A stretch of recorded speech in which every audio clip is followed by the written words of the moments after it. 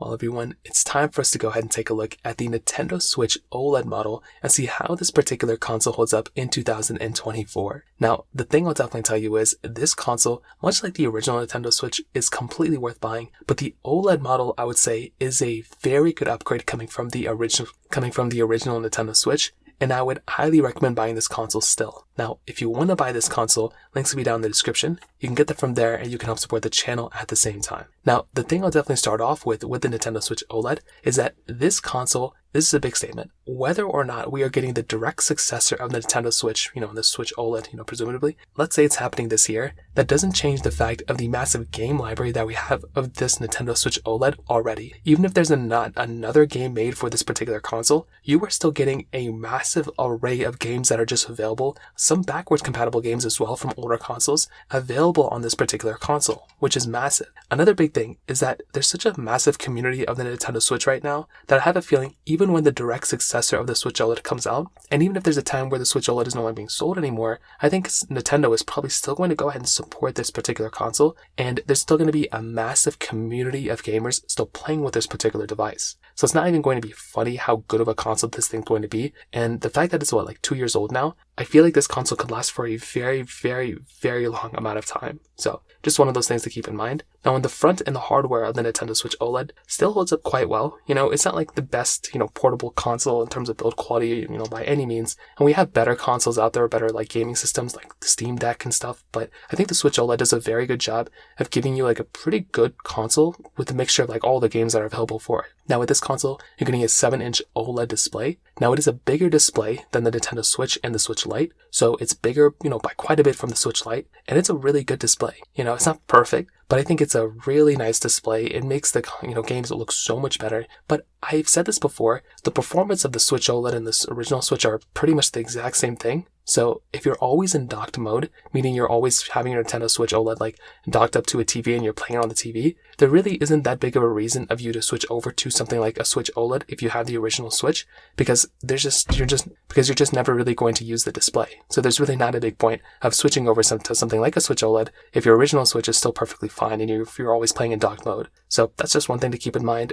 Now, you're still having the Joy-Cons on the Switch OLED, which can be hit or miss for some people. I like the Switch OLED, but the weird thing is, and this isn't just a Switch OLED problem, but the weird thing is that I actually ended up getting a weird issue with my Switch OLED. The Joy-Con on my original Switch had some weird issues. My Switch Lite is still perfectly fine, but my OLED Switch, my down D-pad stopped working. Now, that's very, very annoying, especially considering this was a brand new console. I don't even really use this console that much, but the fact that that already happened on this particular console was very, very weird, and a lot of people have complained about the Joy-Cons. Now, luckily for us, we can go ahead and just buy new Joy-Cons and we can replace them. With the Switch Lite, it's a little bit different because they're built into the actual, console. With the Switch OLED, we can always remove the, Joy-Cons, put in new Joy-Cons if we want to. It's a nice little thing. It's a quality of life thing, but they shouldn't be breaking as often as they, do. I've had to buy at least 2 or 3 Joy-Cons in the past, since I bought my original Switch, whereas on my PlayStation 4 controller, my Xbox One controller, I've never really had to replace them, even though the Joy-Con drifts can still happen. I've never had those issues on those consoles. It's almost always on these Switch, Joy-Cons, which is just so weird. Now, you have USB-C at the bottom, you have a micro SD card slot on the back, you have your, kickstand, which is actually better than the original Switch, which still holds up very well.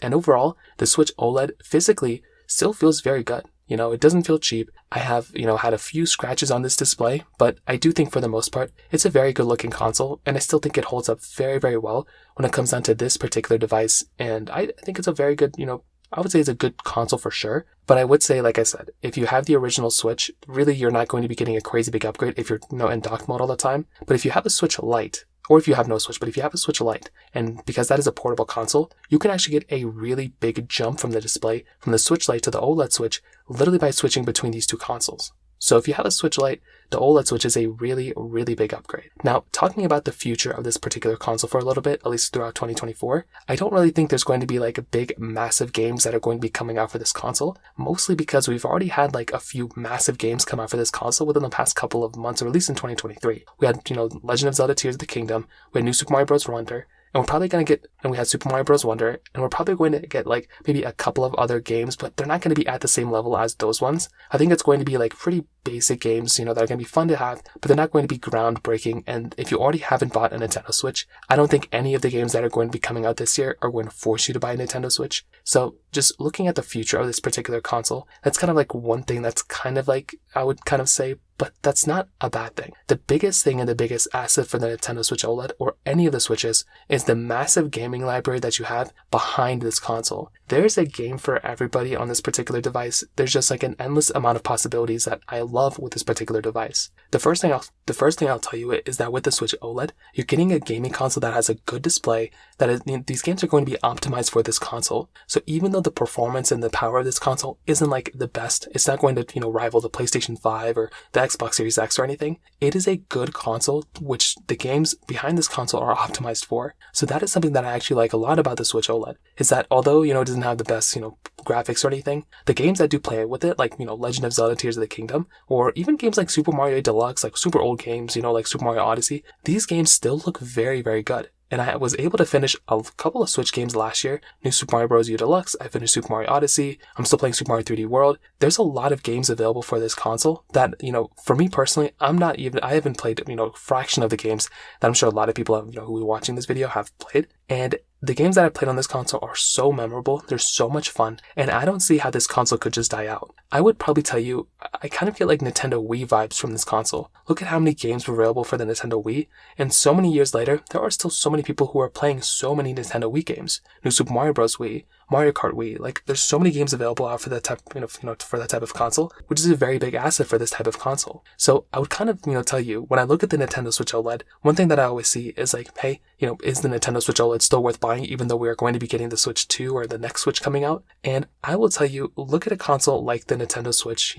look at a console like the Nintendo Wii. Is the Nintendo Wii still buying? Is the Nintendo DS still buying, or 3DS still buying? In my answer is probably yes. I think those consoles are still worth buying, even though we've had the successors of those consoles already come out. Those consoles are very old, they're no longer really supported with anything, and the online community isn't even really there anymore. So why would I still recommend buying those consoles? It's because you have so many memorable games available for those consoles that even if there's not a successor, or even there's not any more games coming out for that console, and if it's outdated, you still have that vast array of games available for that console that you can just buy right there and play. So that is a very big asset for it. The other thing I like about the Switch OLED is that because this console's a little bit older, some of these games that are available for it, they're on sale all the time. You can purchase them either digitally or physically, and they're available in the used market a lot too. So a game console is really only as good as the games that are available for it. That's why with the Wii U, even though it didn't have, the most amount of sales or anything, there are still a lot of memorable games on the Nintendo Wii U. And that's why I still think that console is still worth buying too. With the Nintendo Switch OLED, whether this gaming console gets a successor this year or next year or 10 years from now, I think it's still going to be worth buying forever. It's a very good console. The only issue I have with it is the Joy-Cons. If you want to wait until the Switch 2 comes out, then that might make a little bit more sense, but if not, I think the Switch OLED is still a very good console, and I think it has a lot of power and a lot of future ahead of it too. So that pretty much covers it up there. If you have any other thoughts or questions, let me know in the comment section below. Hit the like button, that'll mean so much, but definitely hit that subscribe button. More importantly than everything else, I love every single one of you guys. Hopefully I'll catch you guys in the next video. Peace out till then.